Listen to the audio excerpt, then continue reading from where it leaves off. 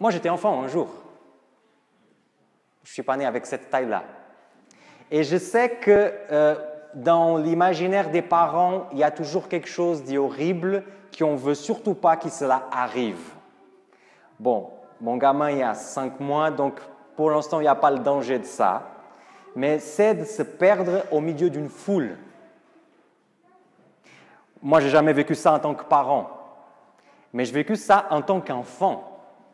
Parce qu'une fois, mes parents, ils ont décidé d'aller dans un site archéologique très connu dans mon pays, du temps des Romains, et il y avait foule.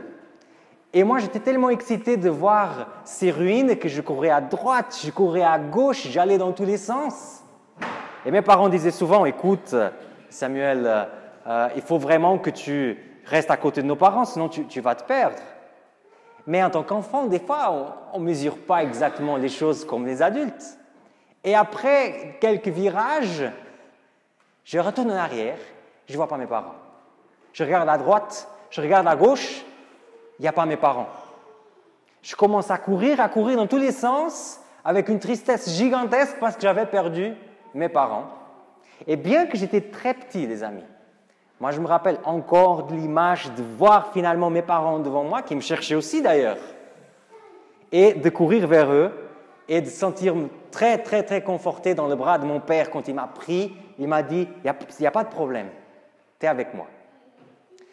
Notre histoire d'aujourd'hui, qui nous a été bien lue par Karine, merci beaucoup, nous parle d'une parabole qui est très connue. La parabole de la brebis perdue ou du mouton égaré. Comme quoi, il y avait un berger qui avait 100 brebis et qui avait une qui s'est perdue.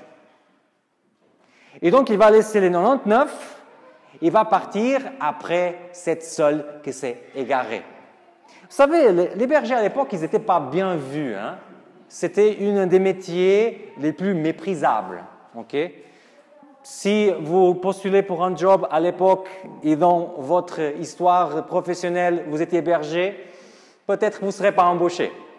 Parce que souvent, ils étaient connotés comme des voleurs, des personnes qui n'étaient pas honnêtes, des personnes qui ne savaient jamais qu'est-ce qu'ils pouvaient faire.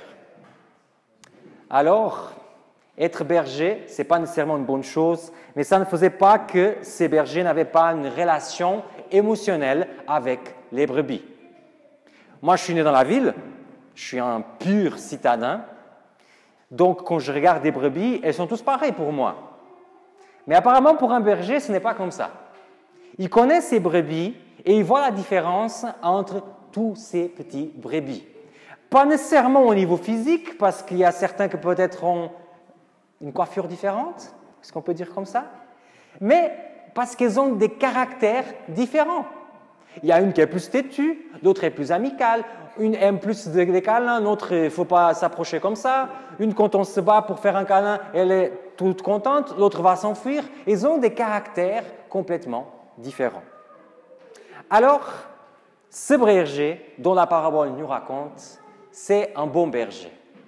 Parce qu'il perd une brebis, il est disposé à laisser tous ses brebis de côté pour courir après cette seule.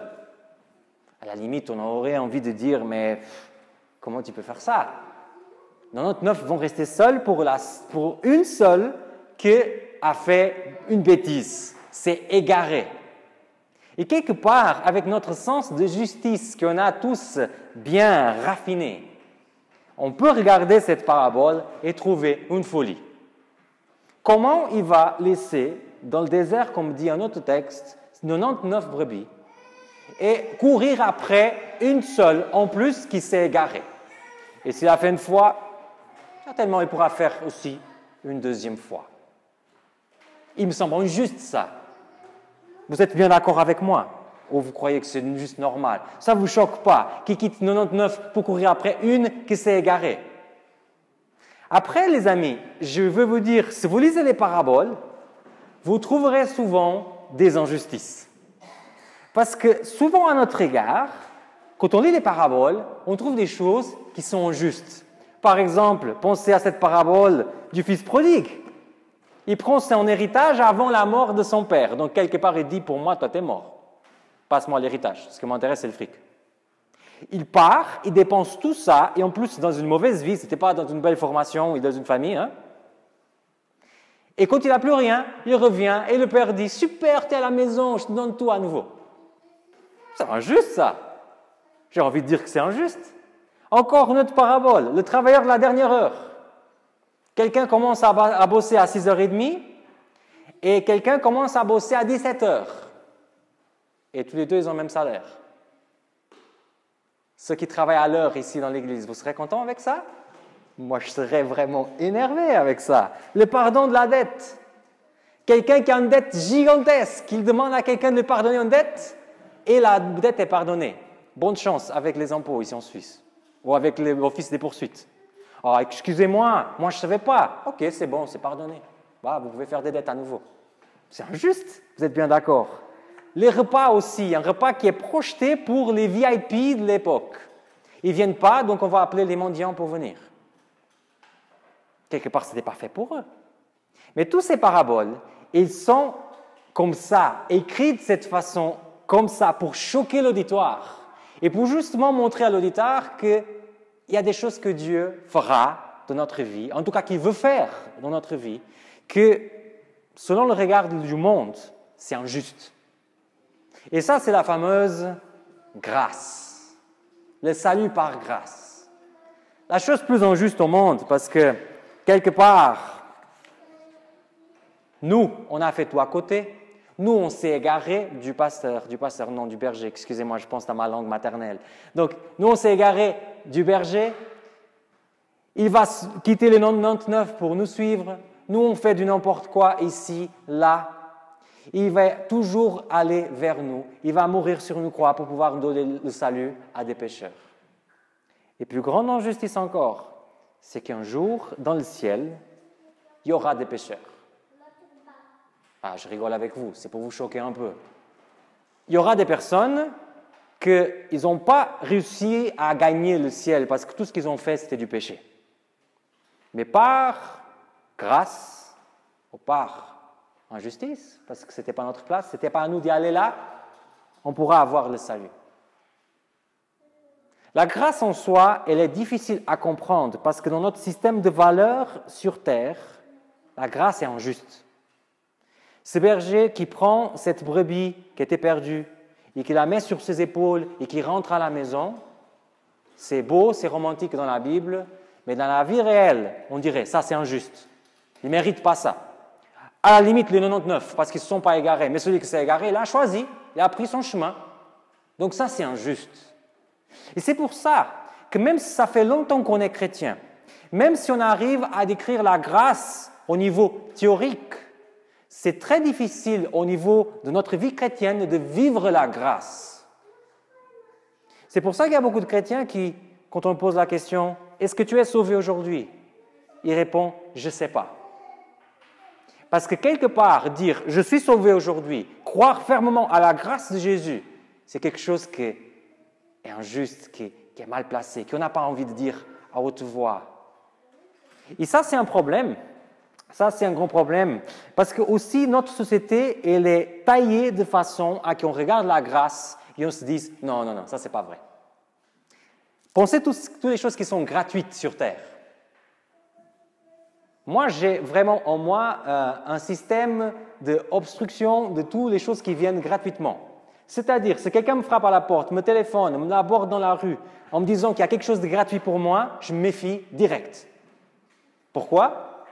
Parce que souvent, quand quelqu'un nous propose quelque chose de gratuit, ce n'est pas gratuit. On dit souvent, il n'y a rien qui est gratuit dans la vie. N'est-ce pas? Dans l'école, on savait que si on bossait, on avait des bonnes notes. Dans le travail, on sait qu'on travaille tant d'heures, on reçoit tant de salaire. On ne travaille pas, on n'a pas d'argent. On ne paye pas une facture, il y aura des problèmes. Toute la société est construite pour me dire que la grâce n'existe pas. Et Jésus vient maintenant. Et il dit, le salut, il vient par grâce. Tu n'as besoin de rien faire, de rien m'apporter. La seule chose, qui est rien finalement, c'est d'être mon ami. C'est d'accepter que de te laisser prendre sur mes épaules. On se dit, non, ça ne peut pas être comme ça. Il y a certainement quelque chose qu'on n'a pas compris. Ça ne peut pas être gratuit. Seigneur, je vais faire encore ça pour toi et je vais garder les commandements et je vais faire ces changements pour essayer de quelque part gagner le salut. Triste, hein? Toute la société nous projette pour une chose et Jésus nous présente un grand cadeau parce que le fait qu'on vit dans cette société, on a du mal à accepter. On a du mal à vivre. Et le problème, les amis, c'est qu'il y a beaucoup de chrétiens qui savent dire qu'est-ce que c'est la grâce par cœur, avec tous les termes théologiques qu'il faut. Ils savent dire, ah oui, moi je suis sauvé par grâce. Non, non, non, ce n'est pas les œuvres. Mais après, dans la vie pratique, est-ce qu'on vit vraiment comme des chrétiens sauvés? Est-ce que je me crois sauvé aujourd'hui? Est-ce que je vis déjà l'allégresse et la joie du salut avec Jésus? Est-ce que j'arrive à vivre ça? Parce que le but de la grâce, c'est ça. C'est justement qu'on puisse vivre joyeux parce que Jésus nous a sauvés. Difficile? Difficile. Surtout quand on arrive à côté des 99 brebis et elles nous regardent de travers et elles disent « lui, il a été sur les épaules du berger. Qu'est-ce qu'il a fait pour être dans les épaules du berger ?» Ouvrez vos Bibles en Matthieu 7, versets 22 et 23. Ce texte nous montre bien la base du salut. Et aujourd'hui, les amis, je veux vraiment que vous puissiez sortir de cette église, tout en sachant que Jésus vous sauve aujourd'hui si vous voulez. Et qu'il n'y a absolument rien que vous pouvez faire pour gagner ce salut, à part de l'accepter. Si je cuisine un beau assiette de francesinha, c'est le plat typique de ma ville. Il faut goûter ça une fois dans la vie. Hein. Je prépare toute l'assiette, je fais tout. Et je vous pose devant vous. OK? Vous avez qu'à prendre la fourchette et manger. Mais l'assiette, c'était préparé par moi. Ça, c'est le salut. Jésus prépare tout, il met devant moi et dit, est-ce que tu acceptes de manger ça?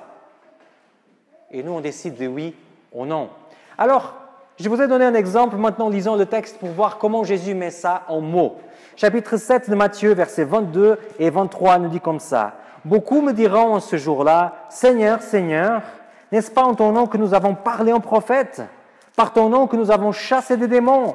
Par ton nom que nous avons fait beaucoup de miracles? » Alors je déclarerai, « Je ne vous ai jamais connu. Éloignez-vous de moi, vous qui faites le mal. » Purée, vous avez vu que ces gens ont fait des miracles, des exorcismes. Ils étaient engagés à fond dans l'Église de l'époque, dans le ministère de l'époque. Et Jésus lui dit, « Je ne vous ai jamais connu. » C'est dur, hein? C'est vraiment dur. Imaginez-vous que vous avez donné votre vie à Jésus. Vous avez travaillé pendant toute votre vie en tant que pasteur, en tant que missionnaire, ce que vous voulez. La venue de Christ arrive, vous regardez Jésus, il dit, « Super, tu es là. » Et il regarde, mais on ne se connaît pas en fait. On n'a jamais discuté. Ce n'est pas le seul texte où il y a ça. Avec les 10 vierges, on a exactement la même formule. Avancez juste quelques chapitres dans votre Bible et allez dans le chapitre 25 de Matthieu. Donc on reste dans le même évangile. Et juste en passant, toutes les choses qu'on présente dans la Bible, on doit au moins justifier avec 2 versets. C'est une règle basique pour ne pas se tromper. Donc encore un verset qui dit la même chose. Matthieu 25, versets 11 et 12. Plus tard, les autres vierges arrivèrent aussi et dirent, « Seigneur, Seigneur, ouvre-nous. » Mais il répondit, « Amen, je vous le dis, je ne vous connais pas. » Il pouvait dire plein de choses à ces vierges. Vous pouvez dire, « Ah, mais vous n'êtes pas arrivés à l'heure. » Et en fait, on est en Suisse, donc il faut arriver à l'heure. Vous pouvez dire, en fait, j'attendais autre chose de vous, mais vous n'avez pas fait ce que je vous avais demandé. Je voulais que vous gardiez les commandements, mais vous n'avez pas gardé les commandements. Moi, j'aimerais que vous soyez à l'église tous les samedis, vous n'étiez pas tous les samedis. Moi, j'aimerais que vous puissiez partager la bonne nouvelle, mais vous n'avez pas partagé. Non, ce n'est pas ça qu'il dit aux vierges. Il dit, je ne te connais pas. On n'a pas de relation. On n'est pas amis, on n'est pas potes. On n'a jamais discuté profondément. On s'est vu quelquefois. Oui, des fois tu parlais de moi. Des fois j'ai essayé de te parler. Mais je n'ai jamais eu une réponse de ta part. On n'a jamais eu une véritable discussion. C'est triste de voir ces choses-là. Et c'est triste encore c'est encore plus triste, je dirais, quand on voit ça dans des chrétiens déjà de beaucoup d'années. On sait les doctrines, on connaît plein de versets dans la Bible, on est fort en philosophie. Et on arrive à dire des trucs très justes et très sages. Mais au niveau de notre vie personnelle de chaque jour, on ne se sent pas sauvé. On se sent écrasé par des culpabilités qui sont là dans le passé. On se sent écrasé par des choses qu'on a fait par le passé. On pense qu'on est plus petit parce qu'on a fait, on a pensé, on a dit certaines choses. Et on ne vit pas comme des chrétiens heureux. Je parle avec beaucoup de personnes, je vous dis ça souvent les amis. Je visite aussi beaucoup de personnes, surtout des personnes qui ont été chrétiens et qui ne sont plus chrétiens aujourd'hui. Et souvent, il y a cette phrase, ça ne marche pas. Ça ne marche pas. Ça sert à quoi d'aller à l'église? Ça ne marche pas. Ah oui.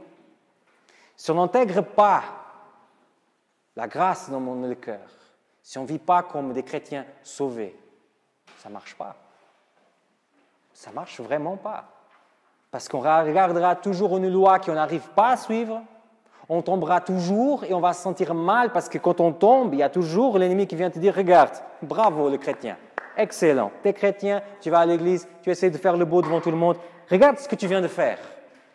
Quitte ça d'une fois pour tout. » Il y en a tous déjà été là, les amis. Il y en a tous déjà été là. La Bible nous dit bien que pour réussir à affronter la vie de chrétien, il faut garder le premier amour. Est-ce que vous vous rappelez de votre premier amour? Première fois que vous avez senti dans votre cœur un sentiment d'amour pour quelqu'un. Ça peut être avec la maman ou le papa, ça peut être avec un fille ou un garçon. Je ne vais pas vous juger sur ça. Et vous savez, ce premier amour on se prête à faire des folies. Le Seigneur nous encourage à aller vers ce premier amour. Ouvrez avec moi en Apocalypse, chapitre 2, versets 4 et 5. Un texte qui se trouve parmi les 7 églises de l'Apocalypse. Un jour, il faut qu'on fasse un tour dans ces églises. C'est vraiment intéressant ce qu'il y a dedans. La seule critique qui nous est faite à l'église d'Éphèse, l'église qui représente les premiers chrétiens. OK? Donc, qu'est-ce qui est écrit au verset 4 et verset 5? Mais j'ai ceci contre toi, tu as abandonné ton amour premier. Souviens donc, toi, où tu es tombé, change radicalement et reviens à tes œuvres premières. Sinon, tu ne changes pas radicalement. Je viendrai à toi et j'enlèverai ton porte-lampe de sa place. On va entrer pas dans le côté prophétique, donc la question du porte-lampe, si un jour on peut discuter de ça, mais restons sur l'idée de premier amour. Et petite astuce pour les couples qui sont là, si un jour ça ne va pas, rappelez-vous comme c'était les premiers jours. Qu'est-ce que vous étiez prêts à faire ces premiers jours? Qu'est-ce que vous sentez dans ces premiers jours? Même chose dans la vie chrétienne. On a un jour accepté le Christ dans notre cœur. On a compris la grâce, on a accepté cette grâce. On était inondés de joie parce qu'on s'est dit, Jésus est mort pour moi. Waouh! Il n'y a peut-être personne qui a fait rien pour moi dans la vie, mais Jésus a fait ça pour moi. Waouh, il a donné sa vie pour moi. Et ça touche, et ça nous met l'émotion dans le cœur. Et si un jour, cette émotion est partie de ton cœur, essaie de retrouver cette émotion. Essaie de dire, Jésus, il est mort pour moi. Moi, j'ai de la valeur. Et excusez-moi d'utiliser les clichés, mais la parabole de la brebis perdue, c'est la parabole qui nous aide à dire ce cliché sans être un cliché. Même si toi, tu étais la seule personne à accepter Jésus sur terre, il viendrait pour toi. Parce que la parole dit que pour une seule brebis, il serait prêt à laisser les 99 pour aller vers elle. Donc oui, c'était que pour toi. Jésus aurait fait tout pour toi. Waouh! Quelque part, même dans mes péchés, même dans mes difficultés, même dans mes soucis, le Seigneur me dit que moi, j'ai de la valeur. Dernier texte. Mon texte préféré. Vous avez déjà entendu ça au moins 20 fois. Jean 17, verset 3. Le texte qui quelque part m'a sauvé d'un chemin de culpabilité, dans une vie chrétienne de pas épanouie. C'est ce texte qui est souligné à rouge dans ma Bible. Or, la vie éternelle, c'est d'aller à l'église. Or, la vie éternelle, c'est de se faire baptiser et de devenir adventiste du 7e jour. Excusez-moi, je n'arrive pas à lire, ce n'est pas ma langue maternelle, le français. Or, la vie éternelle, c'est de garder les 10 commandements. C'est de devenir missionnaire, c'est de faire pasteur, c'est de baptiser beaucoup de gens. Non, ce n'est pas ça qui est écrit dans le texte. La vie éternelle, c'est qu'ils te connaissent, toi, le seul vrai Dieu, et Jésus-Christ que tu as envoyé. Si on était en église de l'Amérique du Sud, on crierait « Amen » là. Parce que la vie éternelle, ce n'est pas de faire beaucoup de choses, c'est d'avoir une relation de profondeur avec Jésus-Christ. Ce qui me permet de dire avec certitude et sans problème que la vie éternelle, le salut, est facile. Parce qu'il n'y a rien de plus facile que d'être ami avec Jésus. C'est le meilleur ami du monde. Il ne va jamais vous laisser tomber. Vous n'allez jamais l'appeler, il va dire qu'il est occupé. Il ne va jamais vous promettre de faire quelque chose et après faire une autre chose. Le meilleur ami du monde. Il dit que le salut, la vie éternelle, c'est d'avoir une amitié avec lui. L'appel pour aujourd'hui, si tu te sens perdu, si tu te sens comme cette brebis perdue, au milieu d'une falaise, au milieu du désert, sans rien à qui s'accrocher, sache qu'il y a le bon berger qui est en train de te chercher. Si tu te sens zéro, nul, pense que Jésus ne te voit pas comme ça. Et il va te chercher. Et il veut que tu puisses vivre l'éternité avec lui. Et si ça, ce n'est pas quelque chose d'incroyable, alors dites-moi qu'est-ce qui est incroyable. Parce que de savoir que le roi de l'univers me considère une personne de valeur et qui m'invite à vivre avec lui toute l'éternité. Les amis, c'est une vérité que je pouvais entendre tous les jours et que j'aimerais entendre tous les jours. Donc si aujourd'hui tu sens que tu n'as pas de valeur, sors de l'église aujourd'hui tout en sachant que Jésus t'aime, Jésus te sauve et tu as de la valeur à ses yeux. C'est le message pour moi parce que j'ai eu une semaine horrible, mais c'est aussi pour vous. Amen. Merci beaucoup d'avoir regardé cette prédication jusqu'à la fin. Je m'appelle Samuel Cogna, je suis le pasteur ici de l'église de La Chaux-de-Fonds et je t'invite à continuer des commentaires en bas, à liker cette vidéo, à la partager sur les réseaux sociaux si tu veux, ou tout simplement à t'abonner à notre chaîne parce qu'il y aura de nouvelles vidéos qui vont continuer à apparaître. Mais si tu es plus intéressé encore par ces sujets ou tout simplement par la Bible, je t'invite à m'écrire un petit email et on pourra entrer en contact pour continuer la discussion. Merci beaucoup de ta fidélité, merci beaucoup de ce que tu fais et je demande vraiment que le Seigneur puisse te bénir et à très bientôt.